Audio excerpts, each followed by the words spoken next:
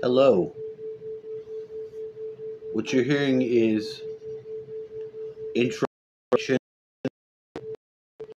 I think 4 hertz, like that. I'm using the very simple pure tones of frequencies in the videos. In what I want to talk about today has a little bit to do with what to tonight. Listening to Thunder Wizard for a while, and he did those close encounter protocols to have, contact with aliens, or what you want to call it. I don't want to have the. Let me move these so they're out. Um, Vocal audio. So they've been working on him. I'm kind of interested in doing it as well. Oh, interesting. Yesterday when I sat here and made my video, the clock was straight up and down, and now in about a second or two, actually it'll be another minute. It'll be all lined up at the 555, whatever it is, whatever at one angle. So this is a very odd synchronization as well. Anyway, so he was saying he had some problems with his mom. They've been working on him, doing work, and the work that you have has to do with different lives you've had, different go-rounds. Like he said, he used to be his mom's dad, and he hurt his mom and then got some reward back for that in this life because she hurt him. She didn't mean to, but whatever, and I was listening to it. Now while I was listening to it, because he's Taoist trained, I was listening to the book that I have. After that, I put on some tones, and I was listening to the transformation book. And it gives you a lot of these keys, a lot of these ideas for it. Because if you can open up your possibilities to be like, okay, I've lived before. Even that is such a great dynamic change. That's why a lot of Christians that don't believe in reincarnation have misunderstandings.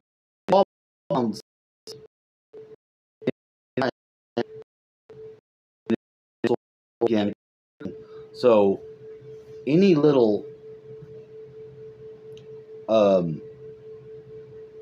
understanding, like a crutch that we put on ourselves, we know we don't know stuff. We know that. So to hardwire and say there is no this or that, it's stupid. It's really foolish. When we open our minds to certain ideas like, well, maybe I was around before. Maybe I did have a different life. That doesn't cause you to have to believe in anything. You're opening your mind to just enough of a degree to entertain what would be the purpose of doing that. Well, the purpose of doing that would be to heal some relationship dynamics that you have. Like he said, he had had some wounding with him and his mom, and it helps him relate to his mom now, who's no longer alive, but, well, I could be wrong. I don't know.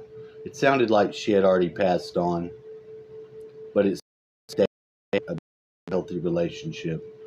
So, on not taking things so literally and remaining with an open mind is in the context of healing yourself and renewing your understanding to take on things with a better perspective than you have normally. You should want that for yourself. You should want that for yourself. It doesn't always have to be that way, but so when I was listening to this transformation book, it basically explained a lot of things from the dynamic with that point of view. I may share some of them later on. I maybe won't. Like I say, I'm not a Taoist monk. My practices, which I don't really have any practices, because basically I have understandings. I do research of certain things, and I basically blend into my daily walk whatever I've learned and try to incorporate it. Yeah, I do breathing and stuff. I do the middle pillar. On occasion, I do banishings, with the lesser banishing ritual pentagram, but not all the time. I've gone into where I'll do something physically like that, like I'll do a banishing in my room to kick out whatever negative energy I think is in there. And then times after that, I'll renew it by visualizing it and going into my room astrally and doing it again, or going through or beefing it up. And you can do stuff like that. So there's nothing wrong with trying to accomplish things like that. And we don't have to be so hardcore, detail oriented with, little stupid things like that. Like I was listening to Zeph, and Zeph was talking about Christ, if he lived or if he didn't, and even that one, I've got through my heart the Christ consciousness, and I believe it. I believe that there's change when we all come to a mass awakening, and a realization that we all are just as much one another as we are ourselves. So, then that kind of puts the desire to harm someone, it takes it right out of your hand. You don't want to hurt somebody because it would hurt you. Why would you want to do that and hurt yourself? So that's sort of the logic there, although it doesn't seem like that. And even some of this stuff about the government going on. Another thing I wanted to say, I went through and I really adjusted, for the algorithm's sake, the programs that I watch on YouTube. I turned the notifications off and just straight up unsubscribed as I went down and down and down and down and down the list of all the people, all the things I've subscribed to, which over the years, God, I never got to the end of it. But it so greatly warped and changed positively what the algorithm was feeding me to see, that I wasn't able to just sit and watch any shows. I would have to actively pursue something I want to watch, and it would be most likely something that I'm already working on, firming up my understanding regarding. And that's a good thing. So once again, someone who just for whatever reason decided to shittily come out and be a dick in how they were treating me just caused me to do my own audit of all my little stuff and then go through it, and it helps me.